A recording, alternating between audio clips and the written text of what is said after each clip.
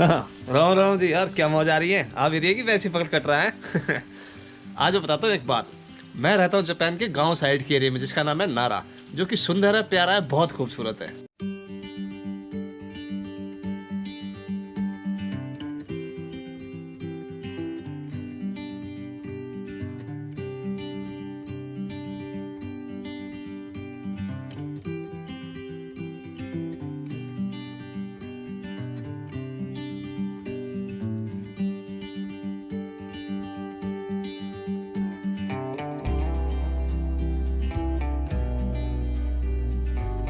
पर यहाँ पर एक दिक्कत है कि जो चीज़ों की अवेलेबिलिटी होती है ना, जो चीज़ों की चॉइसेस होती है, वो हो जाती है कम। यहाँ पर सारी चीज़ें जल्दी से मिलती नहीं है, जो कि कंपैरेटिवली टोक्यो या फिर ओसाका या फिर नागोया भी एक बड़ा शहर है जहाँ वहाँ मिलती है।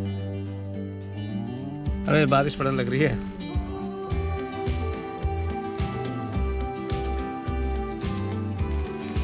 अब जैसे इंडिया बहुत बड़ा देश है ना, खाना भी अलग और भाषाएं भी अलग, बहुत तरह तरह की चीज़ें हैं। तो कहीं जगह पर चावल बहुत ज़्यादा खाए जाते हैं, कहीं जगह पर बहुत ज़्यादा रोटी खाई जाती है। तो मैं उस जगह से हूँ जहाँ पर रोटी खाते हैं, भर भर के, चपाती जिसको बोलते हैं। तो हमारा काम ना बनता भाई बिन रोटी के। और यहाँ जापान में क्या है, जितने भी रेस्टोरेंट है ना, नान करी नान भी इतनी इतनी बड्डी, चंद पता नहीं कितनी बड्डी, एकदम मूड खराब। तो जो जापानीज लोग रहते हैं और बाहर के लोग रहते हैं, वो तो बहुत खुश, ओ वाह ओ माय गॉड इतनी बड़ी नान, तो फोटो वोटो खींचते हैं, वो तो खूब राजी रहते हैं। पर यार हमें तो पेट भरना है ना भाई, हमें तो अपना टेस्ट चाहिए।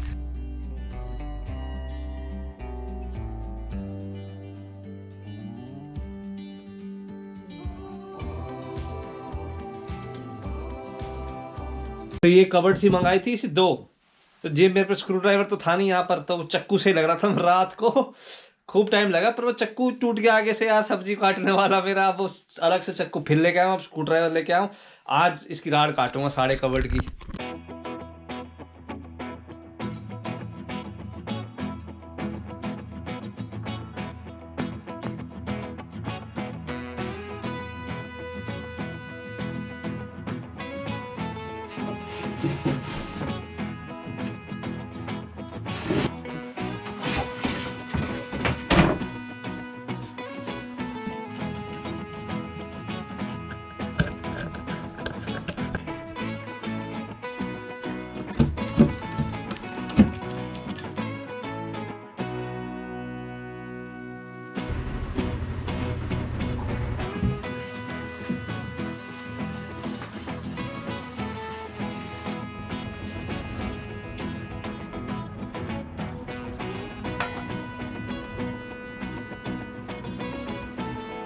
हम पे हर चीज का इलाज है।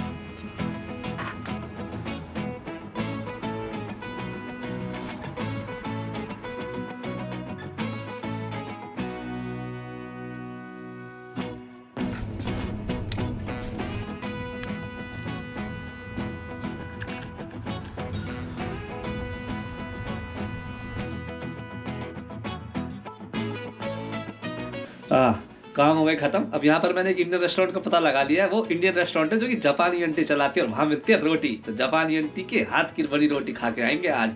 और मैंने मित्र को भी बुला लिया, उसको भी नई नई जगह एक्सप्लोर करना बड़ा सही लगता है। पर उसने कहा था कैमरे पे कम से कम ही रखिए क्योंकि मूड नहीं है। तो मैंने कहा ठीक है भाई, चेस्ट तुम्हारी अच्छा।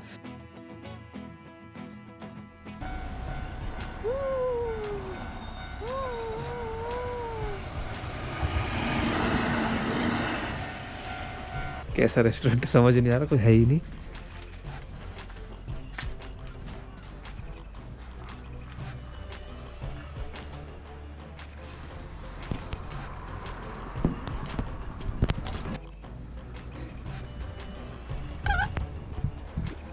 फोन करके चेक करना पड़ेगा सिस्टम क्या है।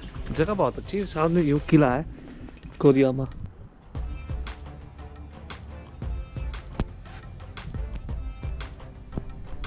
वैसे ही बना रखा है घर के अंदर से सही। वो जापानी आंटी है, मस्त रिलैक्स करी, थोड़ा टाइम लगेगा, रिलैक्स करो जब तक। खुद ही बनाएगी शायद।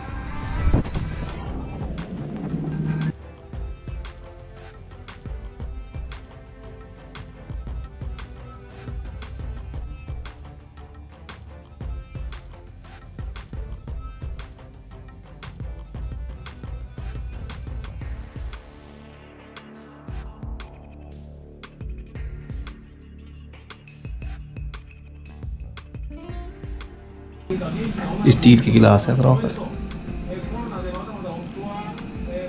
बहुत टाइम बाद स्टील के गिलास में पानी पिया है।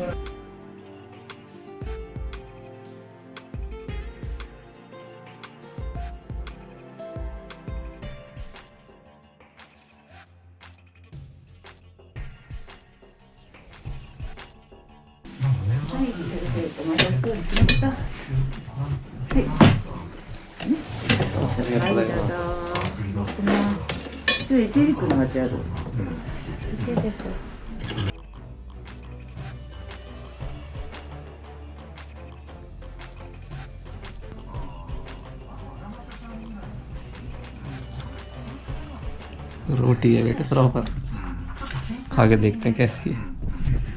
अचार भी है, ठीक है, दही भी है।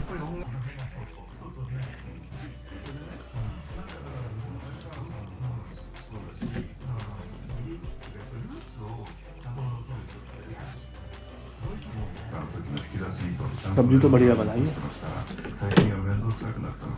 पर रोटी का थोड़ा अजीब सा है।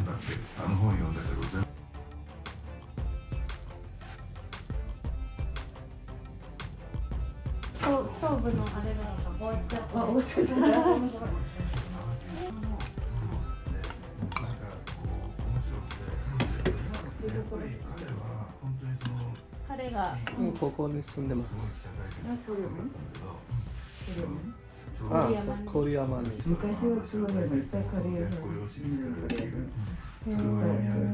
ここですか？いろんな人です。そうなん。なんかチャパティが食べたいらしくて。チャパティないもんね。そうですね。どこに行っても何がありそうな、あまり好きじゃない。いるけど結構います。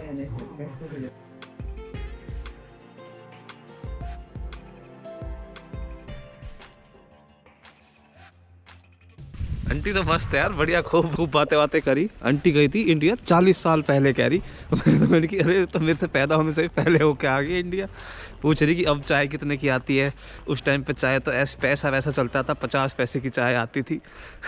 अरे आंटी इंडिया की सारी बातें कर रही, कह रही मुझे बॉलीवुड की पिक्चरें, बॉलीवुड बहुत ज़्यादा पसंद है। कह रही R.D. बर्मन का म्यूजिक और देवानंद मुझे बहुत पसंद है। तो उनकी आंटी जी हाँ वो तो चलो ऐसे। अब कह रही हाँ मुझे बड़ा दुख हुआ था। फिर कह रही मुझे राजेश खन्ना बहुत पसंद है, शम्मी कपूर बहुत पसंद है। तो मैंने कहा आंटी जी वो भी चल बसे अब तो। कह रही हाँ मुझे बड़ा दुख हुआ था। कह रही मुझे अमिताभ बच्चन का बहुत दुख हुआ था। मैंने कहा ओह आंटी, मैंने कि वो तो जिंदा है। कह रही अच्छा। कह रही मैं भूल भाल जाती हूँ, सॉरी। तो आंटी कर रही अपने जमाने की बात, जब 40 साल पहले कभी इंडिया आई थी। कह रही जमुना नदी है दिल्ली में, वो कितनी सुंदर नदी है। गंगा नदी है, वो कितनी प्यारी और सुंदर नदी है। तो मैंने कहा आंटी जी अब वो शायद नदियाँ उतनी सुंदर रही नहीं जितनी आपके ज़माने में होती होंगी। अब तो पब्लिक ने मट्टी पलीत कर रखी है। और मन तो मेरा ऐसे करता है बता दो कि जमुना की तो पूरी मट्टी पलीत कर दी और गंगा नदी को थोड़ा टाइम लग रहा है, बड़ी ज़्यादा है, तो उसकी 10-15 साल रुको और भी ज़्यादा मट्टी पलीत कर देंगे।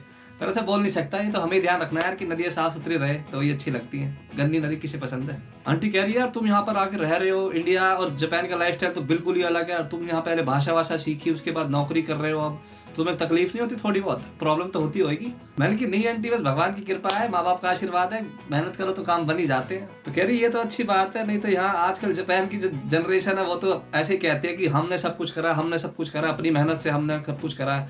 तो पर उन्हें ये कौन बताया कि भैया तुम्हें मेहनत करने लायक भी तो किसी ने बनाया ही होगा। फिर वो आंटी अपने पर्सनल एक्सपीरियंस बता रही थी, वो पब्लिकली मैं शेयर नहीं करूंगा, वो अच्छे नहीं है।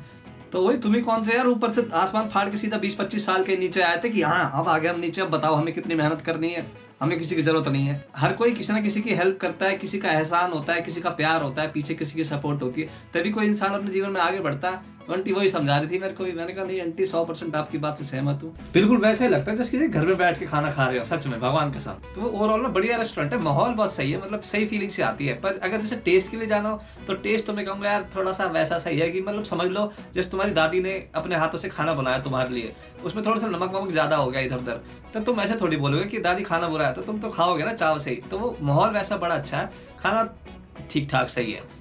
एनीवेज होप ये वीडियो थोड़ी सी अच्छी लगी होगी यार। जिन्होंने भी चैनल सब्सक्राइब कर रखा है भाई उन्हें कतई कर ले थे, थैंक यू है। और जिन्होंने नहीं कर रखा है आराम से कभी भी कर लीजिए यार, कोई आफत ना आ रही। अच्छा जी फिर मिलेंगे, राम राम।